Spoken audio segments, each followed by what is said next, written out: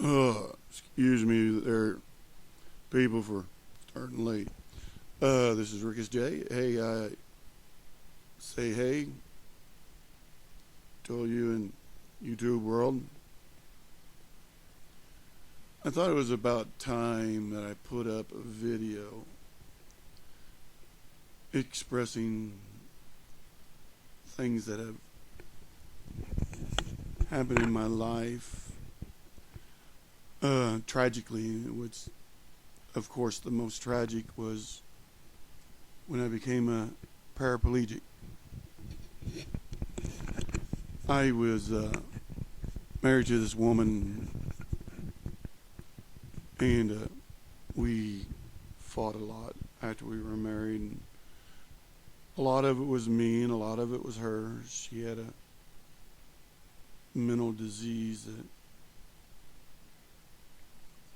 I really didn't see. That's something I should have tried to help her through.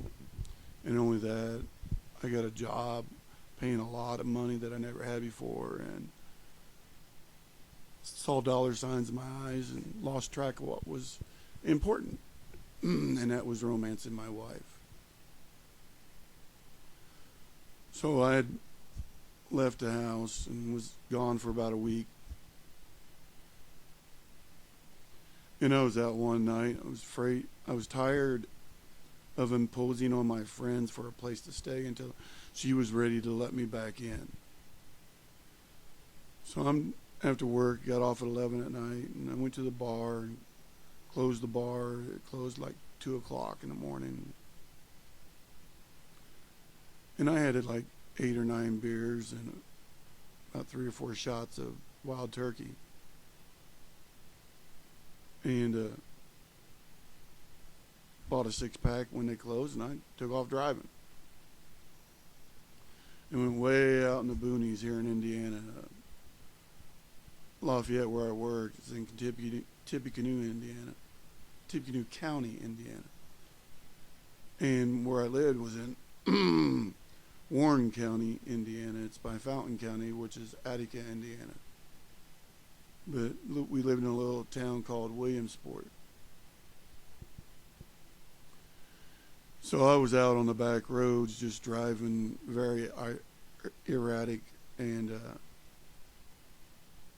not really caring about how I was driving. I was more thinking about, I need to be home with my pregnant wife, a woman that we tried getting pregnant for 3 years before this. She even conceived once, had a miscarriage. I wanted to be home with her. So I took off down this gravel road doing about 70 miles an hour, and I was going to go have a chat with her. And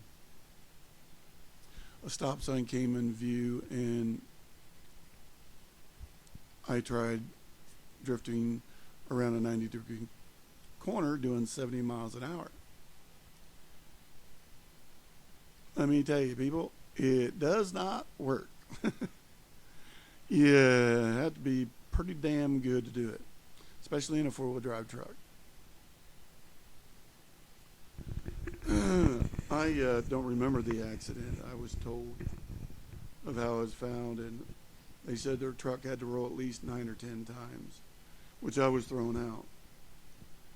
I had a severe head concussion that I don't remember the accident whatsoever. But I had broke 5 ribs, collapsed both lungs, crushed T11 vertebrae, broke T10 and vertebra, and had a severe head concussion. And I shouldn't be on this earth, trust me. I laid in the field for pretty much 3 hours before God sent an angel to find me, giving me another chance at life.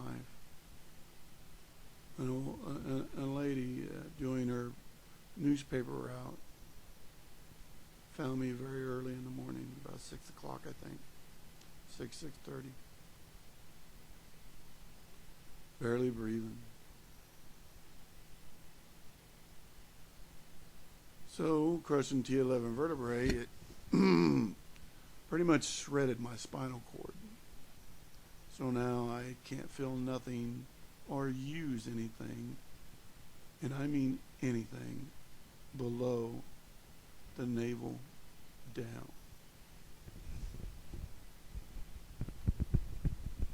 Hang on a second.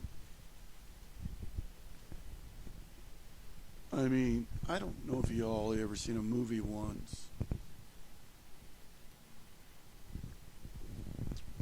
but someone, actually pretty popular, played a paraplegic that some prosecutor thought he was faking it. In the courtroom, he actually took a letter opener and stuck it right in his leg and didn't flinch. That's basically what would happen with me. Well, actually, I wouldn't flinch. My leg would from the pain, but I wouldn't feel the pain. So yeah, I mean, my reproductive organs, they're trash. I can never produce another children. Thank God for my daughter. And actually, I also have to recognize my son. He was born in '89, which now I have a grandson. Oh my God, 48 years old, and I'm a grandfather. And my daughter's talking about, well, I don't want a baby until at least I'm 16. Oh my God, wait until you're 23, 24, I don't care, but not 16. Don't ruin your life, baby. So I've been a paraplegic for 15 years. My daughter was born after the accident, of course. She's always known me in a wheelchair. So the last 15 years, I moved around a lot in facilities, nursing facilities, assisted living places and stuff for a while. Tried college once. Didn't make it the first time. I had to quit because of medical purposes. But in 2007, I was sitting in a nursing home, and these thoughts just started coming to me. You know, my life means more than sitting around in a nursing home with a lot of elderly people. You know, my life just means more than that. I know thy Father above has a purpose for me. I mean, get real, you know. Why am I still here if he doesn't have a purpose? Sorry,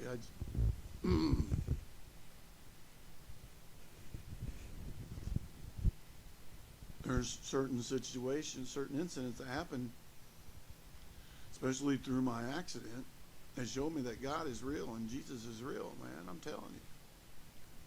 Don't believe me, you guys don't have to. I mean, I'm just telling you what I know. And I could give examples, which I'm not going to go into right now, but in 2007, I got my own apartment. Excuse me. I signed back up for college and got me a new electric wheelchair that reclined and everything to help me get through the school. And I was doing good in school. I was doing great, man. I made the dean's list 3 times, which you have to have a 3.5 or higher in a semester. And one semester was 6 classes, which the average is 4. And I had a 4.0 in that semester. I mean, I worked my butt off, man. I was determined. I looked at it as my last chance. And then in 2010, fall of 2010, I signed up for 4 classes, but I only needed 1 to get my degree. And then I developed a bed sore. And certain incidents happened that it got really bad. I mean, it got down to my pelvic bone. I mean, you could literally see the bone. I don't like looking at the pictures. just to know that my body was open up like that is horrendous, man. It's terrible. But I had to go in the hospital and I had to drop out of school. One class. One freaking class. I would like to say the other word, but I'm keeping this clean. How about one F pound star percent asterisk blank? I was devastated. I thought, why now? Why me? And I've asked that question a lot too. Why me? Even with the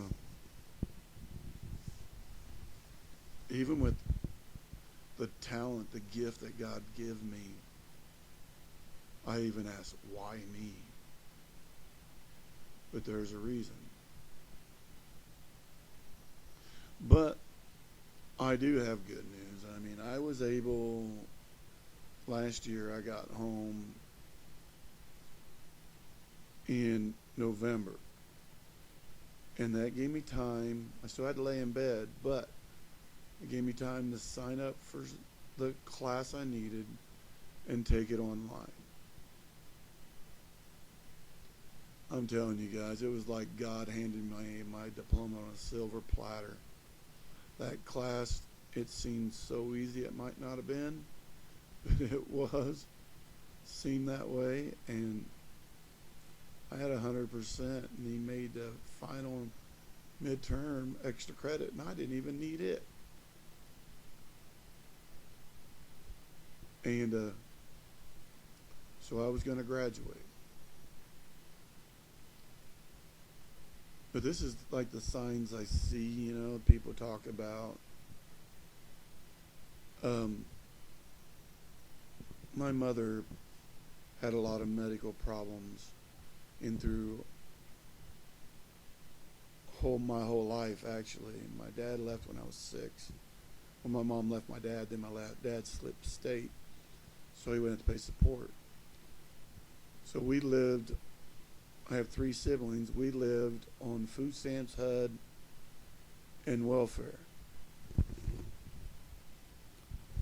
And when I became a preteen into a teen, my mother was in the hospital a lot, so we basically brought ourselves up. All 4 of us are really close together in age. We basically brought ourselves up. And but in '99, my mom lost her battle against lung disease. She didn't smoke. It wasn't cancer. She had asthma really bad and stuff. She had other things wrong with her too. I mean, it was kind of very hard to let her go, but I was kind of relieved actually that she was in no more pain upon this earth, and I know where she's at. Because I'm telling you, I quit high school in 12th grade. So she never got to see me graduate from high school. And only one person of us siblings graduated from high school. The other 3 of us, my sister had a good reason for dropping out. But me and my other brother, we didn't. But here I was going to graduate, and my mother was not going to see it. But with the sign that God showed me, I know she knows. Because the celebration, graduation celebration was on her birthday.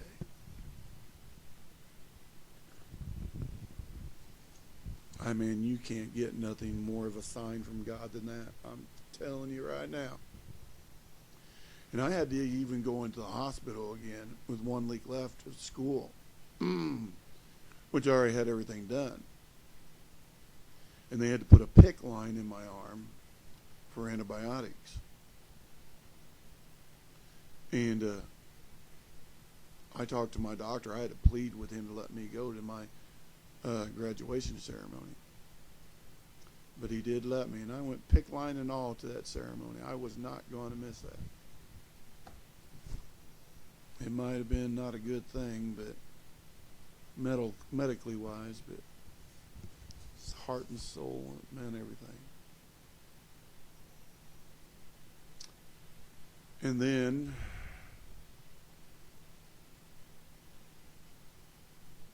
it'll be 2 years, January, February. My daughter's mother lost her battle with her mental disease. I'm really not going to say what it was. It was life-threatening. She knew it. I knew it.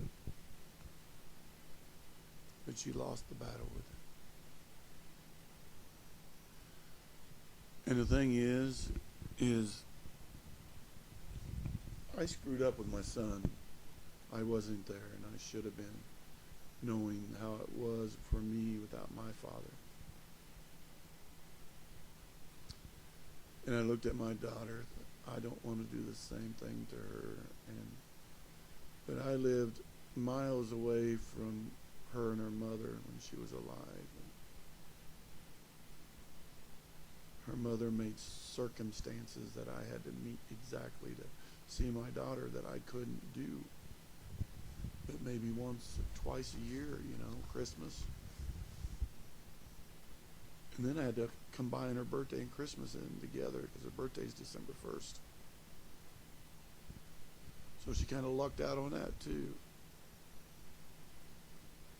But when her mother passed away, I moved down to Williamsport to be close to my daughter. And my daughter believed her mother that things about my life that wasn't true. And when my daughter started to come and stay with me and stuff, she saw how my life actually was. And actually the song Daddy's Day is from a post that she wrote, saying how sorry she was. She didn't understand, which she has nothing to apologize for. She didn't know. And she was just a little girl. Like the one I'm looking at right now. I got a little picture of her. And she was 6 years old, 6 or 5. Picture.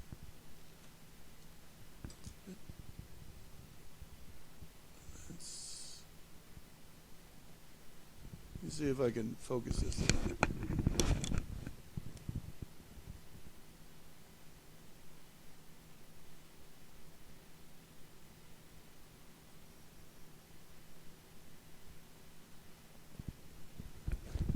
Hang on.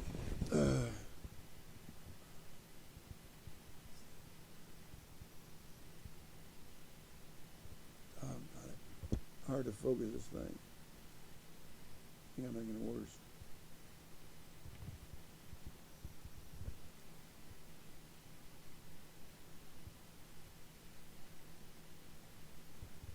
I think it's about as good as it's going to get. You get up there so you can get a good look at her. Really can't see her hair, which I was hoping you could. Maybe if I shine a little light on the subject.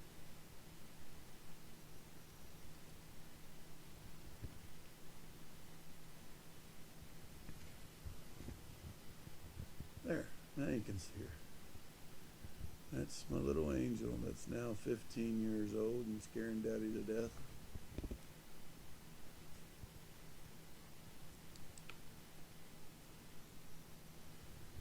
Well, her and I both know she's got me wrapped around her little finger.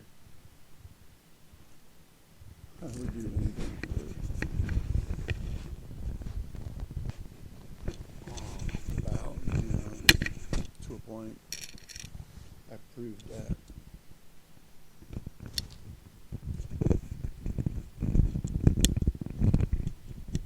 This has been on.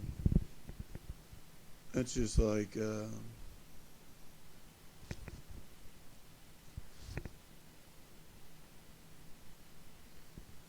She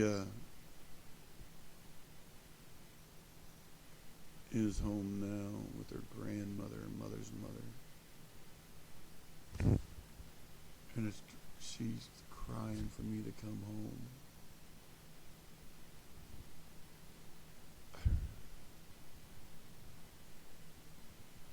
I really miss her a lot. I mean, it's hard to even chat on Facebook or anything because all I can do is see pictures. She's got a new boyfriend that I don't know at all. Never met.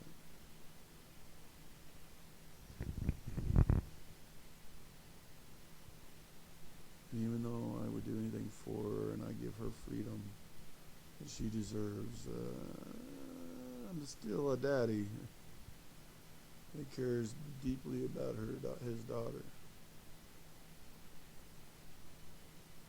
And if I knew somebody was hurting her, I would put an arrow right through their freaking leg.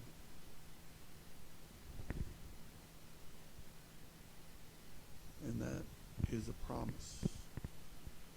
I have a crossbow, a couple of them, pistol crossbows, a regular crossbow. And I will put one of my triple-bladed stainless steel, very razor-sharp tips right through that boy's leg. And he will limp for the rest of his life. I will not stand for anybody to hurt my daughter. Anyone.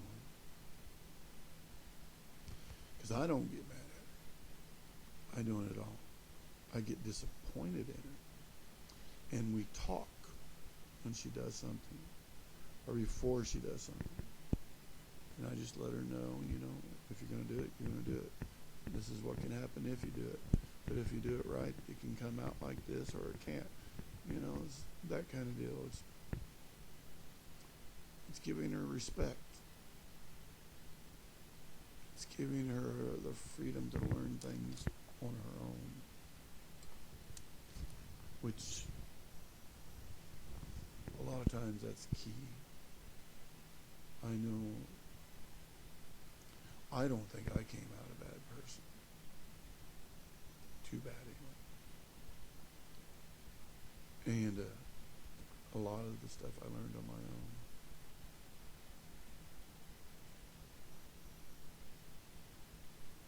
But that's pretty up to this point from my accident. I can't make the video too long or take forever to load up on the website. But I thank you all for listening. And I promise to that soon I will have my voice back. I will get my voice back and I will sing Daddy's Day again, and I will sing another song I've been working on. And I guarantee you it will be powerful. As soon as I can get myself back to that point. But this day, I hope you all had a good Christmas. Have a safe New Year.